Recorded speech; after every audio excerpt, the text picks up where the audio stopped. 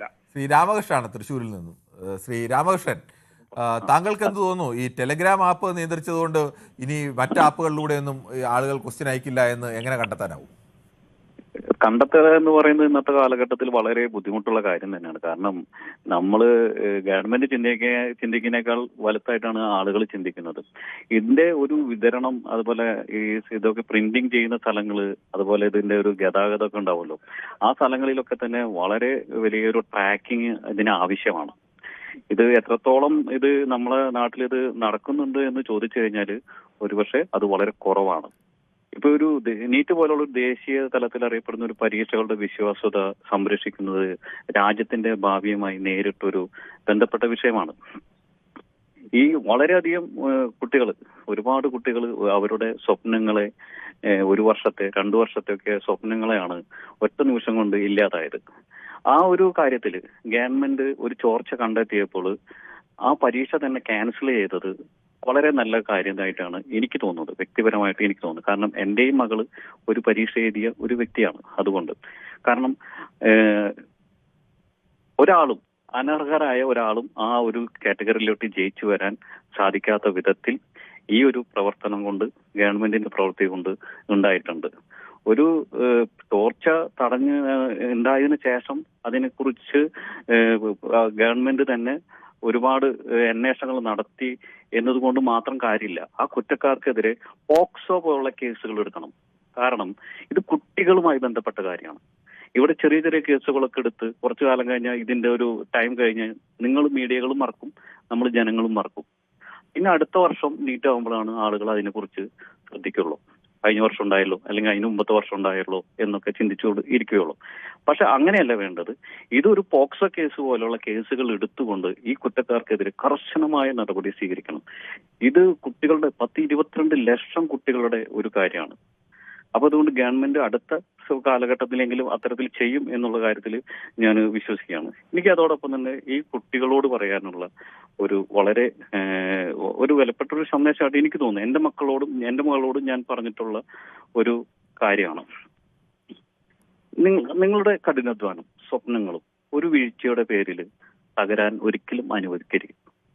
പരിശ്രമത്തിനും കഴിവിനും പകരം മറ്റൊന്നുമില്ല. നിങ്ങളുടെ പ്രയത്നത്തിന് നീതി ലഭിക്കുന്ന സുതാര്യവും വിശ്വാസവും നീതിപൂർവമായ ഒരു പരീക്ഷ സംവിധാനം ഉറപ്പാക്കേണ്ടത് സർക്കാരിന്റെ മാത്രമല്ല, സമൂഹത്തിന്റെയും കൂടി ഉത്തരവാദിത്തമാണ്. രാജ്യത്തിന്റെ ഭാവി നിങ്ങളുടെ പോലുള്ള യുവജനങ്ങളുടെ കൈകളിലാണ്. അതുകൊണ്ട് ഈ പരീക്ഷ നടത്തൽ അല്ലെങ്കിൽ ഇത് ക്യാൻസൽ ചെയ്തതിന്റെ പേരിൽ കുറച്ച് കുട്ടികൾ അവര് മരണപ്പെടുക അല്ലെങ്കിൽ അവർ ആത്മഹത്യ ചെയ്യുകയൊക്കെ ഉണ്ടായി. അതൊരിക്കലും ചെയ്യാൻ പാടില്ല. ഒരു പ്രശ്നത്തിന്റെ പേരിൽ നിങ്ങൾ ഒളിച്ചോടരുത്. പ്രശ്നങ്ങൾ നേരിടുക എന്നതാണ് എനിക്ക് ഇവരോട് പറയാനുള്ളത്, ഗവൺമെന്റിനോട് പറയാനുള്ളത്. ഇനിയെങ്കിലും ഇത്തരത്തിലുള്ള കാര്യങ്ങൾ ഇല്ലാതിരിക്കുന്നതിന് വേണ്ടിയിട്ട് നിങ്ങൾ വളരെ കർശനമായ നിയമങ്ങളും അതിന്റെ ടഫായിട്ട്, ഇപ്പൊ താങ്കൾ തന്നെ നേരത്തെ ഒരു സംവാദകനോട് പറഞ്ഞു കൈകളിൽ ചരടുകെട്ട്, അതിന്റെ ഒന്നും ആവശ്യമില്ല, ചരടിന്റെ ആവശ്യമില്ല. അത് അവതാരകനായ താങ്കൾ പറഞ്ഞ കാര്യത്തിനോട് 100% യോജിക്കുന്നു. അത് അവിടേക്ക് വരുമ്പോൾ ഒരു പരീക്ഷ സംവിധാനത്തിന് വേണ്ട ഒരുപാട് കുറവുകളുണ്ട്. 250 കുട്ടികളും 300 കുട്ടികളൊക്കെ ഉണ്ടാവും, ഒരു ഹാളിന്റെ ഉണ്ടാവും. അവരെ 5 മണിക്കൂർ മുമ്പൊക്കെയാണ് അവരെ അതിൻ്റെ ഉള്ളിലേക്ക് കയറ്റുന്നത്. അവിടെ എല്ലാം A to Z ചെക്ക് ചെയ്യാൻ പറ്റില്ല. അപ്പോൾ ഒരു സംവിധാനത്തിന് ഒരു മാർഗനിർദ്ദേശം നൽകിയിട്ടുണ്ടെങ്കിൽ എല്ലാവരും അത് പാലിക്കുക. അത് ചെയ്യാൻ എല്ലാവരും ഉത്തരവാദിത്തപ്പെട്ട ആളുകളാണ്. അതോടൊപ്പം തന്നെ നിങ്ങളുടെ ഒരു ശ്രദ്ധ പറയുന്നത്, ഇപ്പൊ CBSE ഒരു പരീക്ഷ ഫലം പ്രഖ്യാപിച്ചിട്ടുണ്ട്. ഇപ്പൊ നമ്മളുടെ യൂണിവേഴ്സിറ്റികളിൽ അതിന്റെ സമയം കഴിഞ്ഞു ഡിഗ്രിക്ക് അപ്ലൈ ചെയ്യാനുള്ള. പക്ഷെ ഇതുവരെ ക്വസ്റ്റ്യൻ പേപ്പർ, അതിന്റെ ആൻസർ ഷീറ്റ് അല്ലെങ്കിൽ നമ്മുടെ സർട്ടിഫിക്കറ്റ് ഒന്നും കിട്ടിയിട്ടില്ല. അങ്ങനെ കുറെ കുട്ടികളുടെ ഭാവി അങ്ങനെ പോയിട്ടുണ്ട്. ശരി, അതും കൂടി നിങ്ങൾ അഡ്രസ് ചെയ്യേണ്ടതാണ്. നമുക്ക് സമയക്കുറവ് കൊണ്ടാണ് ഇടപെടുന്നത്. നമുക്ക് വേഗത്തിൽ ചില യൂട്യൂബ് കമന്റുകൾ കൂടി വായിക്കേണ്ടതുണ്ട്.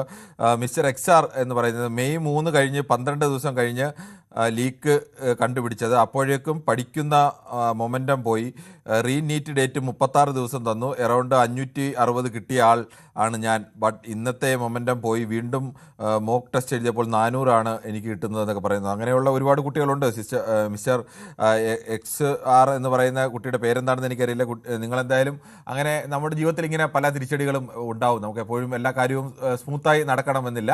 അങ്ങനെ ഈ തിരിച്ചടികൾ ഉണ്ടായാലും ആ തിരിച്ചടികളൊക്കെ മറികടന്നുകൊണ്ട് വീണ്ടും പരീക്ഷ എഴുതേണ്ടി വന്നാൽ നമ്മൾ അതിനെ നേരിടുക എന്ന് മാത്രമാണ്. അല്ലാതെ നമുക്ക് കുറ്റമറ്റ രീതിയിൽ നടക്കണമെന്ന് ആഗ്രഹമുണ്ട്. പക്ഷേ ഇത് തിരുത്തൽ, അങ്ങനെ കള്ളം തെളിഞ്ഞാൽ പിന്നീട് വീണ്ടും പരീക്ഷ നടത്തുക അല്ലാതെ മറ്റൊരു മാർഗ്ഗമില്ല. അപ്പോൾ അതിന് നമ്മൾ മൊമെൻറ്റം പോയി എന്നൊക്കെ പറയുന്നത് പറയാം, ശരിയാണ്. അങ്ങനെ പോകുന്ന ഒരുപാട് കുട്ടികളുണ്ട്. ഇത് കഴിഞ്ഞ് വിദേശത്തേക്കൊക്കെ അച്ഛൻ്റെ അമ്മയുടെ അടുത്തേക്ക് പോകാൻ നിന്ന കുട്ടികളുണ്ട്.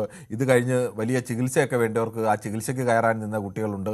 ഈ കുട്ടികളൊക്കെ പറയുന്നത് പോലെ ഒരു നിശ്ചിത കാലത്തേക്ക് പരീക്ഷ കഴിഞ്ഞാൽ ഒന്ന് വിശ്രമിക്കാമല്ലോ എന്ന് ചാഞ്ഞ് പഠിച്ച കുട്ടികളായിരിക്കും. അവർക്ക് ആ ഒരു മൂഡും ഒക്കെ മാറി ഒക്കെ പോയി കാണും. അതൊക്കെ സ്വാഭാവികമാണ്. പക്ഷേ അത്തരം കാര്യങ്ങളുമൊക്കെ ജീവിതത്തിൽ പലപ്പോഴും നമുക്ക് നേരിടേണ്ടി വരും. ഇത് ഇനി ഭാവിയിൽ നിങ്ങളൊരു പരീക്ഷയ്ക്ക് ടെസ്റ്റ് എഴുതിയാൽ ആ ടെസ്റ്റിൽ ചിലപ്പോൾ നമ്മൾ പ്രതീക്ഷിച്ച പോലെ മാർക്ക് കിട്ടണമെന്നില്ല, ചിലപ്പോൾ ആ ടെസ്റ്റിൽ ജയിക്കണമെന്നില്ല. അങ്ങനെയൊക്കെ നമ്മൾ വീണ്ടും എഴുതേണ്ടിയൊക്കെ വരും. അതൊക്കെ ജീവിതത്തിൻ്റെ ഭാഗമാണ്. അതൊക്കെ കൂടി നമ്മൾ മാനസികമായി പ്രിപ്പയർ ചെയ്യാൻ കഴിയണം. ജയകുമാർ പറയുന്നത് ശരിയാ സുനിലെ, അരക്കള്ളനും മുക്കാക്കള്ളനും എന്നൊക്കെ പറയുന്നത് എന്താണെന്ന് എനിക്ക് മനസ്സിലായില്ല. അങ്ങനെയും പറയാം. പ്രവീണാണ് ഇതിന് പിന്നിൽ. എല്ലാവർക്കും നല്ല നമസ്കാരം എന്നൊക്കെ പറയുന്നു. മനു ഇല്ലാത്തതുകൊണ്ട് രസമില്ലെന്ന് ശശിധരൻപിള്ള പറയുന്നു. ഗ്ലാഡിയേറ്റർ പറയുന്നു, അത് മനുവിനോട് ഞാൻ പറയാൻ എന്തായാലും. ശശിധരൻപിള്ള ഗ്ലാഡിയേറ്റർ പറയുന്നു, കിരണിനോട് യോജിക്കുന്നു, എല്ലാ ആപ്പുകളും പരീക്ഷ വരെ നിയന്ത്രിക്കണം എന്നാണ് എൻ്റെ അഭിപ്രായം. ആപ്പുകളെല്ലാം നിയന്ത്രിക്കണമെന്ന് ഞാൻ പറഞ്ഞില്ല. ഞാൻ ചോദിച്ചത് ഒരേ പർപ്പസിന് ഉപയോഗിക്കാവുന്ന 10-ലേറെ ആപ്പുകൾ, പ്രമുഖ ആപ്പുകൾ തന്നെയുണ്ട്. അപ്പോൾ അതിൽ ഒരു ആപ്പാണ് കഴിഞ്ഞ തവണ ഉപയോഗിച്ചത്. അതുകൊണ്ട് അത് നിയന്ത്രിച്ചത് കൊണ്ട് മറ്റാപ്പുകൾ വഴി അയക്കില്ല എന്നത് കണ്ടെത്താൻ കഴിയില്ല. അതൊരു കോമൺ ലോജിക്കാണ്. ആ ലോജിക്ക് എന്തുകൊണ്ട് ഇവിടെ അപ്ലൈ ചെയ്യുന്നില്ല എന്നുള്ള ചോദ്യമാണ്. അല്ലെങ്കിൽ എല്ലാ ആപ്പുകളും നിയന്ത്രിച്ചാൽ ചിലപ്പോൾ അതങ്ങനെ സാധിച്ചേക്കും. പക്ഷേ അങ്ങനെ നിയന്ത്രിക്കാനൊന്നും കഴിയുന്നതല്ല. പ്രമുഖ ആപ്പുകൾക്ക് പുറമെ 100ഓളം ചെറുകിട ആപ്പുകൾ ഇങ്ങനെയൊക്കെ ഉപയോഗിക്കുന്നുണ്ട്. ഇതൊക്കെ പല വെർഷനുകൾ, അങ്ങനെ സ്വകാര്യ കമ്പനികൾ അവർക്ക് വേണ്ടി മാത്രമുള്ള ആപ്പുകൾ അടക്കമുണ്ട്. അപ്പോൾ അതൊക്കെ പലതരത്തിൽ ഉപയോഗിക്കാൻ കഴിയും. ബസ് അപകടം നടന്നപ്പോൾ കോൺട്രാക്ട് കാരേജ് ബസ്സുകളുടെ കളർ വെള്ള നിറമാക്കണമെന്ന് നിബന്ധനകൾ കൊണ്ടുവന്ന നാട്ടിൽ നിന്നുകൊണ്ടാണ് ഈ ചർച്ച എന്ന് കൃഷ്ണദാസ് പറയുന്നത്. അത് ശരിയാണ്. ബസ് അപകടം ഉണ്ടാകുന്ന ബസ്സിൻ്റെ നിറവുമായിട്ട് എന്ത് ബന്ധം എന്ന് പലർക്കും അപ്പോഴും ഒക്കെ ചോദിക്കുന്നുണ്ട്. പഴയ ഗാനം ഓർമ്മ വരുന്നു, ഒന്നും മിണ്ടാത്തതെന്തേ എന്നൊക്കെ ശശിധരൻപിള്ള ചോദിക്കുന്നു. ഏതായാലും ഇടവേളയാണ്, ചായ കുടിച്ച് പതുക്കെ വന്നാൽ മതി എന്ന് പറയുന്നു സുൽകുമാർ. ബസ്സിൻ്റെ കളർ മാറ്റിയാൽ അപകടം ഉണ്ടാകില്ലെന്ന് കണ്ടുപിടിച്ച മിടുക്കന്മാർ ഭരിച്ചു. ഇപ്പോൾ ഏത് രീതിയിൽ വേണേലും മോഡിഫൈ ചെയ്തോ എന്ന് പറയുന്നവർ ഭരിക്കുന്നു എന്ന് സുൽകുമാർ പറയുന്നു. ചോദ്യപേപ്പർ ഉണ്ടാക്കിയതിൽ നിന്നും ക്വസ്റ്റ്യൻ പേപ്പർ കിട്ടത്തില്ല എന്ന് പറയുന്നു ജയകുമാറാണ്. ഇന്നത്തെ പാരായണത്തിനുള്ള ഭാഗങ്ങൾ തയ്യാറാക്കിക്കൊണ്ടിരിക്കുകയാണ്, അതുകൊണ്ട് കമൻ്റ് ഇടാൻ പോലും സമയമില്ല എന്നൊക്കെ ശശിധരൻപിള്ള പറയുന്നു. എന്താണെന്ന് മനസ്സിലായില്ല എനിക്ക്. മമ്മൂട്ടി ഊതി പാമ്പിനെ വരുത്തിയ പോലെ ആയല്ലോ ജയകുമാറെ എന്ന് പറയുന്നു. എനിക്ക് തോന്നുന്നു AK കൃഷ്ണൻകുട്ടി വരാത്തതിൽ കൃഷ്ണൻകുട്ടി ചേട്ടനെ വിളിച്ചാണെന്ന് തോന്നുന്നു അവർ. പരീക്ഷാ പേപ്പർ ചോർച്ച ശ്രദ്ധക്കുറവ് തന്നെയാണ്, ഇത് അപമാനകരവുമാണ്. ഒരു ആപ്പ് നിരോധിച്ചുകൊണ്ട് ഭാവിയിൽ പ്രയോജനമുണ്ടാകുമെന്ന് കരുതുന്നില്ല. ശ്രദ്ധ ചെലുത്തുകയും ഉറവിടം കണ്ടുപിടിച്ച് നടപടിയെടുക്കുകയാണ് വേണ്ടതെന്ന് ചൂണ്ടിക്കാണിക്കുന്നു.